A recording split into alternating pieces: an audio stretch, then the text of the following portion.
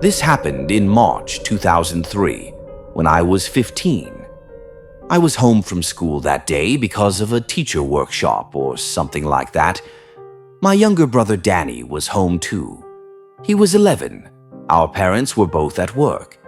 Mom worked at a bank and wouldn't be home until after 5. Dad traveled for work and wasn't due back until the weekend. We lived in a subdivision outside Charlotte, North Carolina. Standard 2-story house, living room and kitchen downstairs, bedrooms upstairs. The staircase was in the middle of the house, right off the hallway that connected everything. There was a small bathroom tucked under the stairs, next to the kitchen.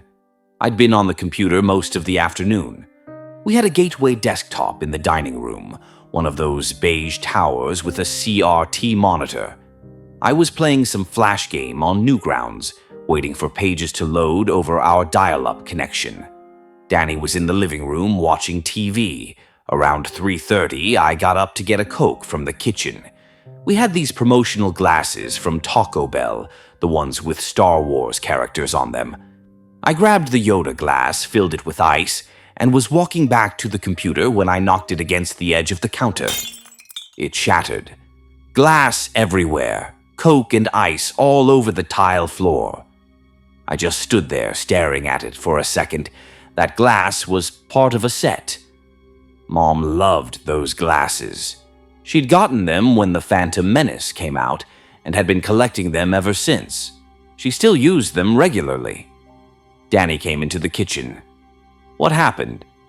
I broke the Yoda glass. He looked at the mess. Mom's going to be mad. I know. We cleaned it up as best we could. I swept up all the glass, mopped the floor twice to make sure there were no shards left. But the glass was gone, and there was no way to hide that. I checked the clock. Mom would be home in about an hour and a half. We should clean the house, I said. Danny looked at me. Why? Because if the house is clean, maybe she won't be as mad about the glass. It was stupid logic, but I was 15 and panicking. Danny shrugged and said, "Okay." We divided it up. I'd do the living room and dining room. He'd do the downstairs bathroom and pick up his stuff from around the house. Then we'd both tackle the kitchen and see if we needed to do anything upstairs. I started in the living room, picking up Danny's action figures and video game cases, straightening the couch cushions. The TV was still on, some cartoon with the volume low. The house was quiet otherwise. You could hear everything. The hum of the refrigerator, the computer fan in the dining room, footsteps on the tile. I was putting Danny's GameCube controllers back in their bag when I heard running footsteps behind me. Fast, light, coming from the kitchen, through the hallway. I turned my head just in time to see Danny run past the living room entrance and head straight for the stairs. I saw him clearly. He was wearing his blue striped shirt and jeans. His hair was messy the way it always was. He ran the way kids run when they're excited or in a hurry, arms pumping, a little clumsy. He went up the stairs. I heard his footsteps on each step, all the way to the top. Then I heard him in the hallway upstairs. The floor creaked up there when you walked on it. "Danny," I called out. "What are you doing? We're supposed to be cleaning down here." No answer. I walked to the bottom of the stairs and looked up. The hallway was empty. "Danny!" Then I heard his voice from behind me. "What?" I turned around. Danny was standing in the doorway to the bathroom, the small one under the stairs. He was holding a bottle of Windex and a roll of paper towels. He looked confused. "What do you want?" My stomach dropped. "Were you just upstairs?" I asked. "No, I've been cleaning the bathroom." "You didn't just run past me and go up the stairs." "No." He looked at me like I was being weird. "I've been in here the whole time." I stared at him. Then I looked back up the stairs. "Did you hear footsteps?" I asked. He nodded slowly. "Yeah, I thought it was you." We stood there for a moment, not saying anything. "Someone ran up those stairs," I said. "I saw them." "What did they look like?" I didn't want to say it, but I had to. "They looked like you." Danny's face went pale. "That wasn't me." "I know." I walked into the kitchen and grabbed a knife from the block on the counter. Not a big one, just a paring knife. It was the only thing I could think to do. "Stay down here," I told Danny. "What are you doing?" "I'm checking upstairs." "I'm coming with you." "No, I'm not staying down here by myself." I didn't argue. We went up the stairs together, slowly. I kept the knife in my hand, feeling ridiculous and terrified at the same time. The upstairs hallway had 4 doors: my room, Danny's room, our parents' room, and the bathroom. All the doors were open except the bathroom. I checked my room first, looked in the closet under the bed. Nothing. We did the same in Danny's room. Nothing. Our parents' room was bigger with a walk-in closet. I checked every corner, behind the door, under the bed, in the closet behind the clothes. Nothing. We checked the bathroom last. Shower curtain pulled back, cabinet under the sink. Nothing.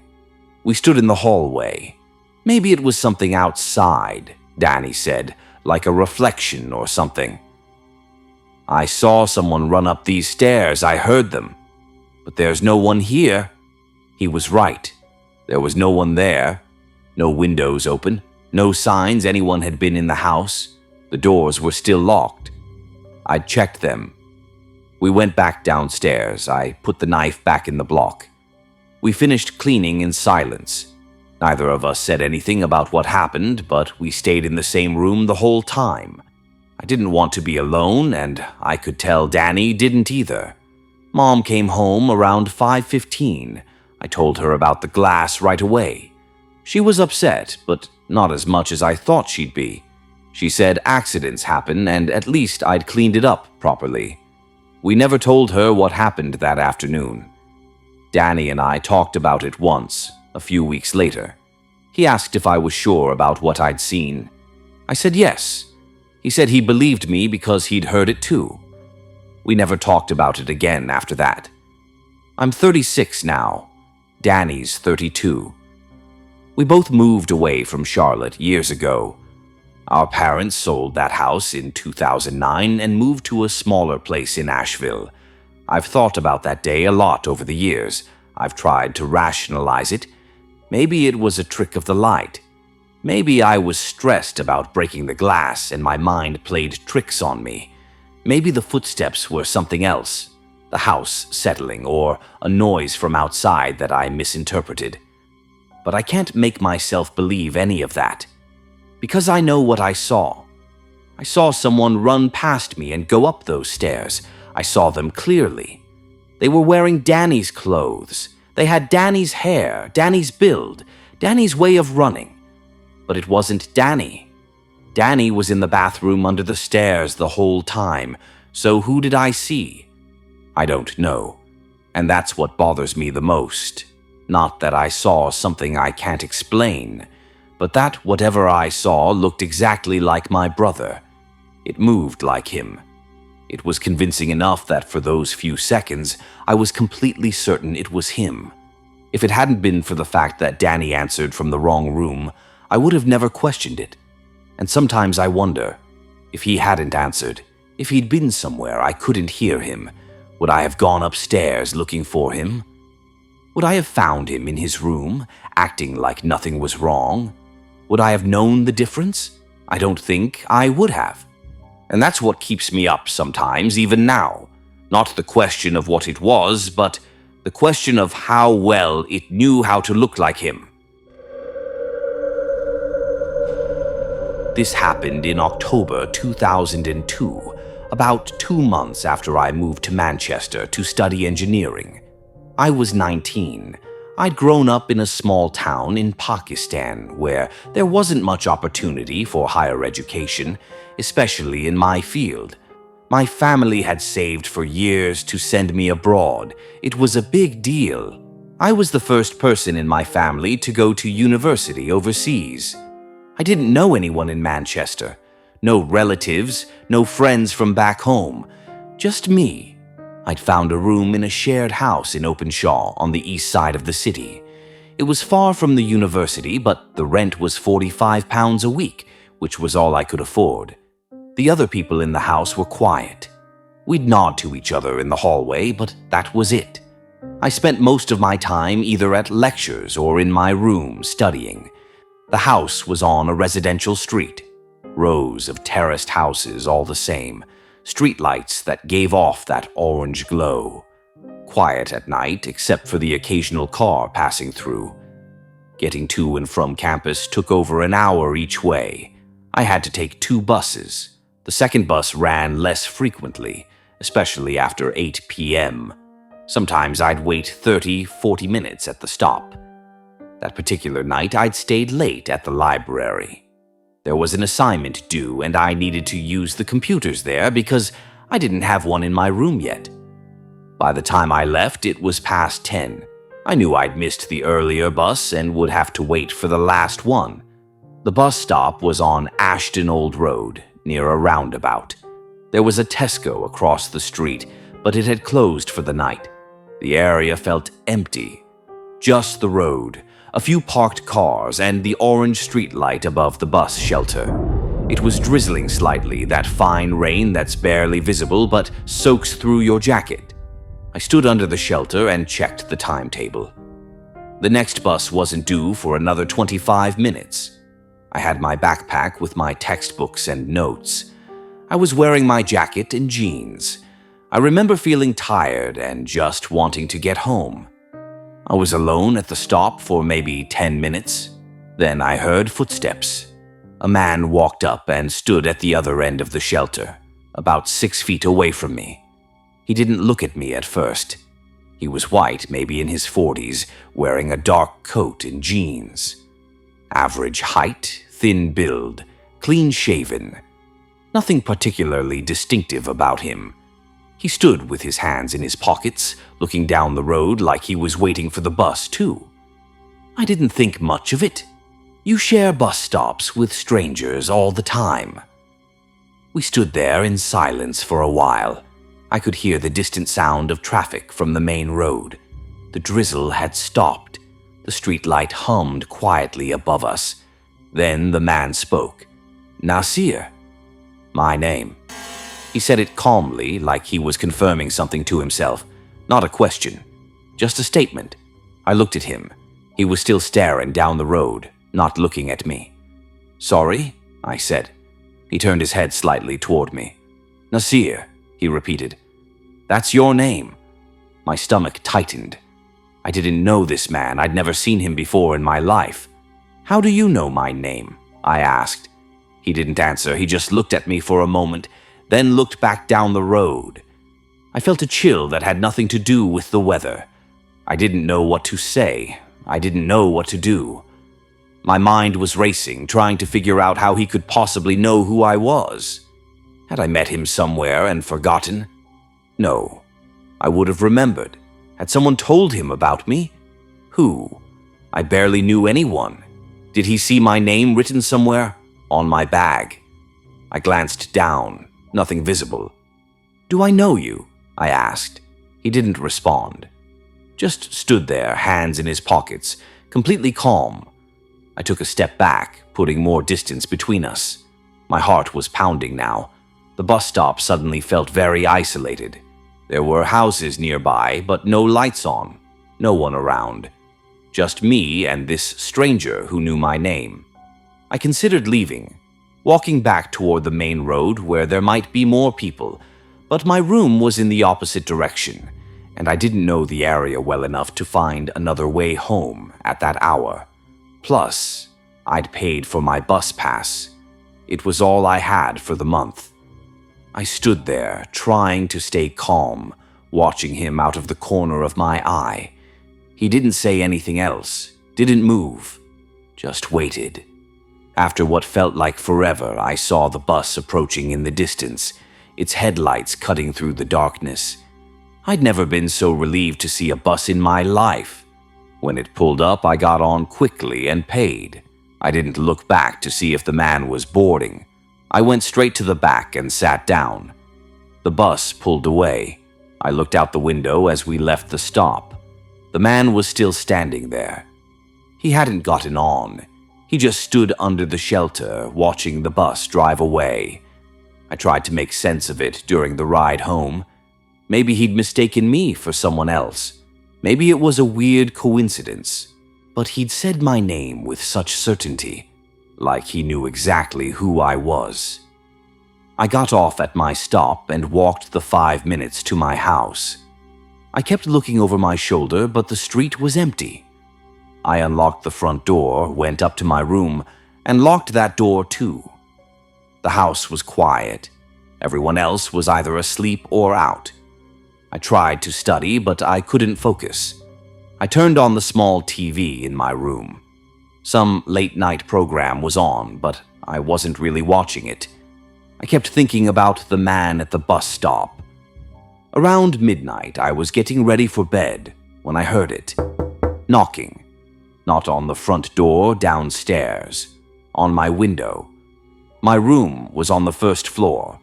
Ground floor by British numbering, but raised from street level.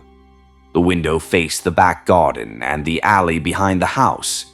The knocking was slow, deliberate. 3 taps. I froze. It came again. 3 more taps. I walked slowly to the window. The curtains were drawn. I pulled one side back slightly and looked out. The man from the bus stop was standing in the garden, looking up at my window. Same coat, same expression. Completely calm. How did he know where I lived? My hands started shaking. I dropped the curtain and stepped back. I could feel my heart hammering in my chest. The knocking came again. I had a mobile phone, but it was a basic Nokia. I only used it for emergencies because minutes cost money. I grabbed it from my desk and dialed 999, but then I stopped. What would I even say? That someone was in the garden. Would they come for that? Instead, I went to the window and opened it slightly. Not enough for him to reach in, just enough to speak. "I'm calling the police," I said, trying to keep my voice steady. "Leave now or I'm calling them." He didn't say anything. He just looked at me. "I don't have anything," I said. "If you're here to rob me, I don't have anything worth taking. Just leave me alone." I'd brought some money from home to get me through the first few months. It was hidden in my room. I was terrified he somehow knew about it, that he'd been watching me, figuring out when to break in.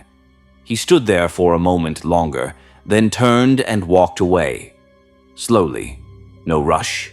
He went down the alley and disappeared into the darkness. I closed the window and locked it. I pushed my desk against the door for extra security, even though it had a lock. I didn't sleep that night.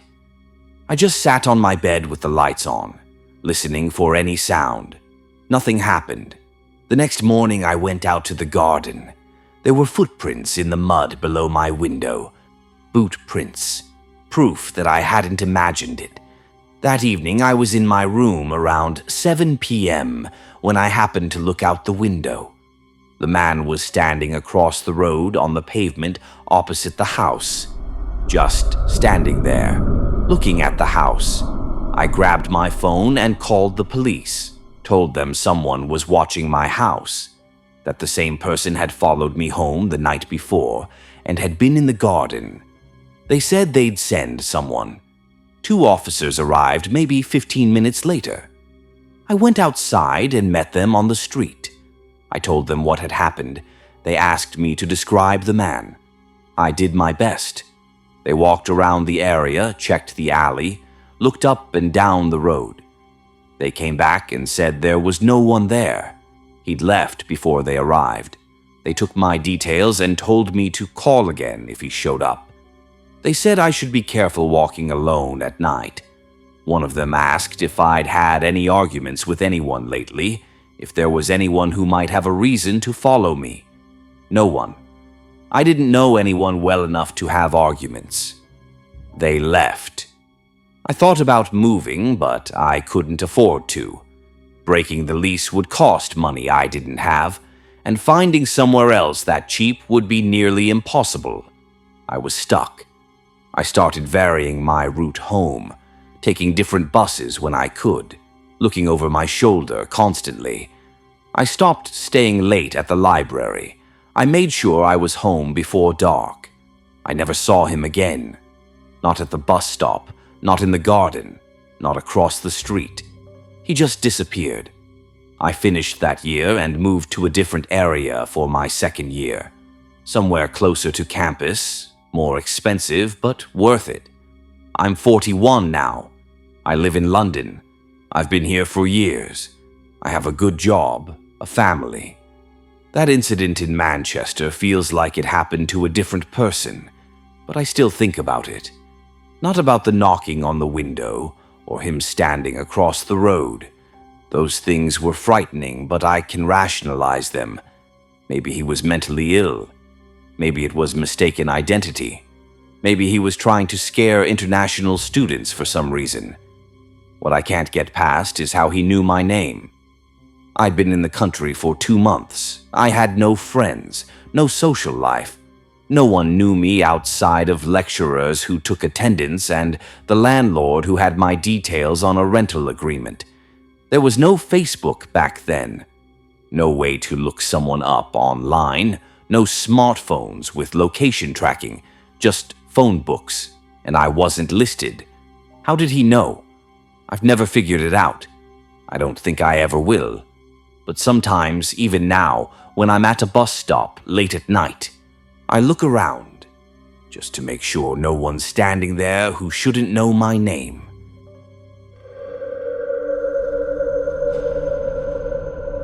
This happened in the summer of 2002, when I was 9 years old. My family had just moved to Sacramento because my dad got a new job. The house was a 2-story place in a quiet neighborhood where all the houses looked pretty much the same. We'd only been there about 3 weeks. I didn't know anyone yet. No friends from school because it was still summer break. My older sister was at a sleepover at our cousin's house across town, which left just me, Mom, and Dad that weekend. On Saturday night, my parents had to go to some work dinner thing. Dad's new company was having an event, and they said it was important that they both go. They asked the neighbor if she could watch me, but she wasn't home. Mom seemed stressed about it. I remember her standing in the kitchen with her purse, checking her watch. I told them I'd be fine. I was 9, not a baby. They talked about it for a while, and finally Dad said, okay, but they'd only be gone 2 hours, maybe less. They'd be back by 10:30 at the latest. They left around 8:15. Mom made me promise to keep the doors locked and not answer if anyone knocked. She wrote down the restaurant's number and put it by the phone in the kitchen. Our landline. We didn't have cell phones back then, or at least not ones kids could use. After they left, I went into the living room and turned on the PlayStation 2. We'd gotten it the Christmas before, and I was obsessed with playing GTA Vice City. I know I probably shouldn't have been playing it at that age, but my parents didn't really pay attention to game ratings. I loved just driving around the city, listening to the radio stations, stealing cars. I wasn't even doing the missions most of the time. The living room was at the front of the house. Behind me was the staircase that went up to the second floor. My bedroom was up there, along with my sister's room, my parents' room, and a bathroom. I had my back to the stairs while I played, facing the TV. I'd been playing for maybe half an hour when I heard it. Footsteps upstairs. Not loud, just the sound of someone walking across the floor. Our house was new to us, but it was old, and the floors creaked. I heard 3 or 4 steps, then they stopped. I paused the game, turned the volume down. My heart was already going fast. I waited and listened. Nothing. I told myself it was just the house settling. Old houses make noise. I'd heard my parents say that before. I turned the volume back up a little and tried to keep playing, but I couldn't focus anymore. I kept listening. Then I heard it again. More footsteps, slower this time, like someone walking from one room into another. I turned off the game completely. The TV was still on, but muted. I just sat there on the carpet with the controller in my hands, staring at the staircase. The house was quiet. The kind of quiet where you can hear the refrigerator humming in the kitchen. I thought maybe it was something outside, a tree branch on the roof, an animal in the attic. But we didn't have any trees that close to the house, and my dad had checked the attic when we moved in. I stood up. I thought about calling my parents, but I didn't want to bother them if it was nothing. I didn't want to seem like a scared little kid. I walked to the bottom of the stairs and looked up. The hallway at the top was dark. We had a night light plugged in up there, but it wasn't very bright. I could see the doors to the bedrooms. All of them were open, the way we'd left them. "Hello," I said. My voice sounded small. Nothing. I stood there for a long time, just staring up into the dark hallway. Then I remembered something that made my stomach drop. I hadn't heard the front door open. When my parents left, I'd locked the door behind them like Mom told me to. I'd heard the lock click.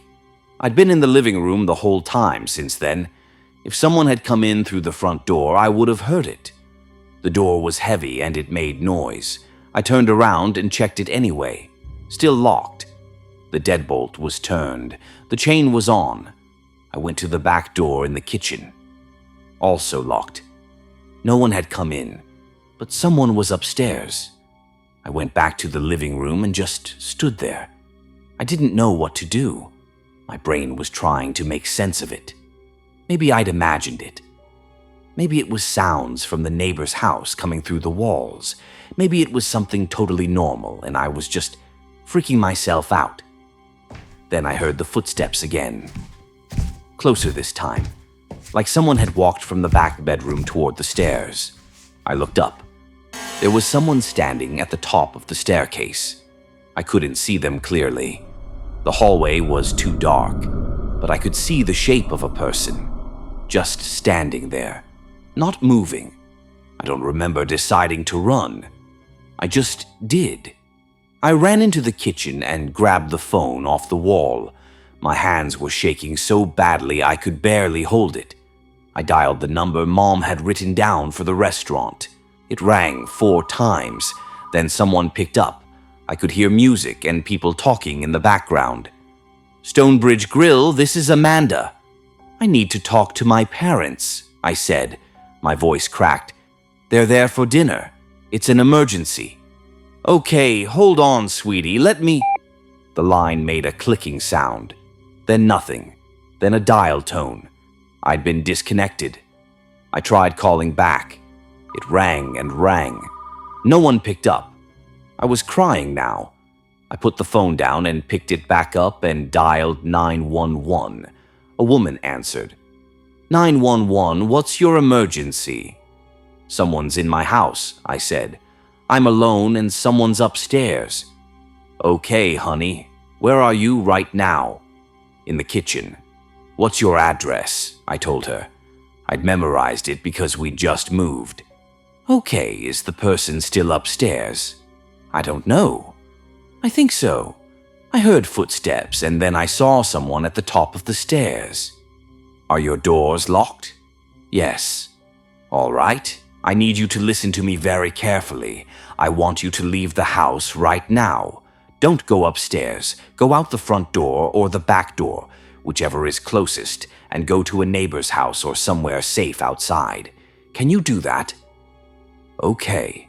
Officers are already on their way. They'll be there very soon. But I need you to get out of the house right now, okay?"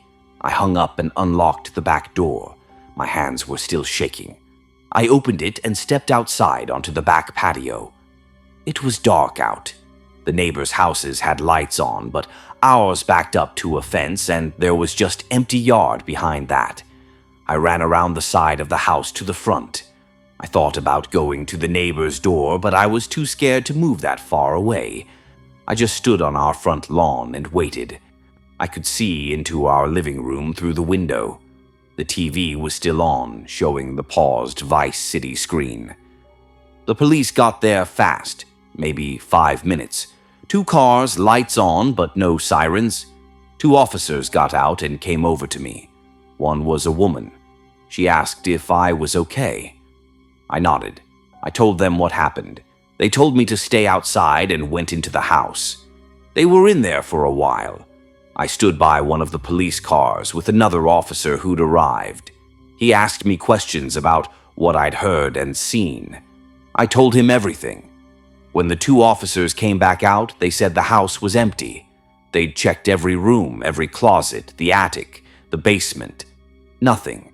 No broken windows. No signs anyone had forced their way in. All the doors were locked from the inside. One of them asked if maybe I'd imagined it, if I'd been scared being alone and my mind had played tricks on me. I said no. I knew what I'd heard. I knew what I'd seen. They stayed until my parents got home, about 20 minutes later. Mom had gotten a message from the restaurant after I'd called. She was panicking. Dad looked pale. The officers explained what happened. My parents checked the whole house again themselves. Nothing. We never figured it out. No one broke in. Nothing was taken. There was no evidence anyone had been there. But I know someone was upstairs that night. I heard them walking around. I saw them standing at the top of the stairs. We lived in that house for 3 more years before we moved again for my dad's job. I never stayed home alone after that night. Not once. And I never went upstairs by myself after dark if I could help it. I'm 31 now. I still think about it sometimes. I've tried to come up with explanations. Maybe someone had been squatting in the attic and got out before the police searched it thoroughly. Maybe it was a neighbor playing a prank somehow. Maybe I really did imagine the whole thing because I was nervous and alone. But I don't think so. I think someone was in that house with me. I don't know who they were or how they got in or why they were there. I don't know if they meant to hurt me or if they were just hiding. I just know they were there, and I'll never know who they were.